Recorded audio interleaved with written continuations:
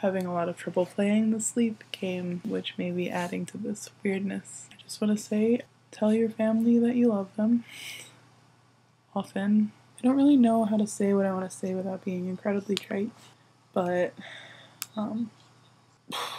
however bad it might seem, life is still worth living. So the clip that I'm going to show now is actually from last week when I went to Boston. I filmed the Thoughts from Places, and it's, I don't know, it seems like a million years ago. Here's that. I hope you enjoy it, and I will see you, Paige, on Monday. This Saturday morning, I woke up at 4:30 a.m. to catch a 5:30 train to Boston. Portland, in the way it tends to do, was putting on a fairy tale fog show. Transportation Center was not so much. Apparently traveling alone at this hour is reserved for the likes of me and a single middle-aged businessman. The rest of our traveling companions are coupled up and mixed into groups. They are weary like we are, but they are not alone. For a city so close to me, I don't spend much time in Boston. The last 3 times I have left here, I have also been leaving friends with no real sense of when I was going to see them next, or if I was going to see them ever again. So it is always with a fair helping of trepidation that I enter into this city, always afraid that it is going to break my heart. I met Jocelyn for coffee, and as per usual, we completely lost track of time while talking, and were almost late to meet Zoe for lunch near her work.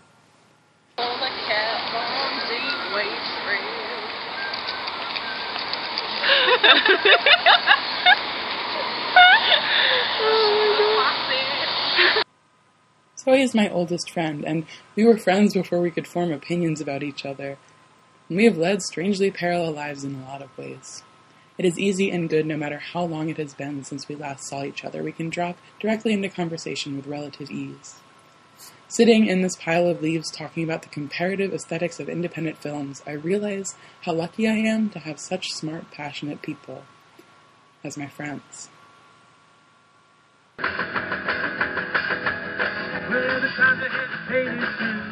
After we leave Zoe to the working world, Jocelyn and I took to the park. It's funny, I have known Jocelyn for a little under 4 years, but in some ways, it feels like we were always supposed to be friends. I have never so easily fallen into close but not suffocating, supportive but not clingy friendship with anyone. She gets it like Jenny Holzer gets it, like Linda Berry gets it, like only a few people in the world get it, and for that, I am so grateful.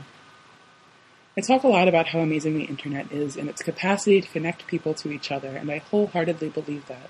But there is something, I admit, about being, just around, existing in the same physical space as another human being, knowing that if you just reach out, they will meet you with their presence.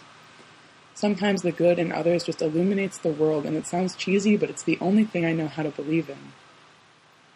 I am, of course, sad to leave Boston again.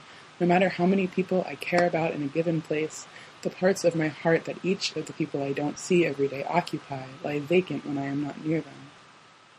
Sometimes it feels like I am more vacancies than muscle. Leaving the city again, this place has become a metaphor for the difficulty and reward of maintaining friendships.